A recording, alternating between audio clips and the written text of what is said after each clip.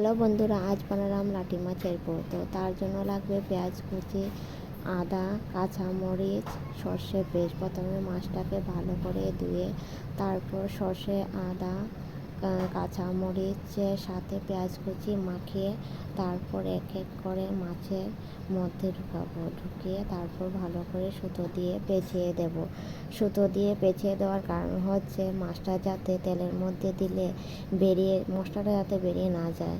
তো এর জন্য মাছটাকে ভালো করে সুতো দিয়ে বেঁধে দেবো।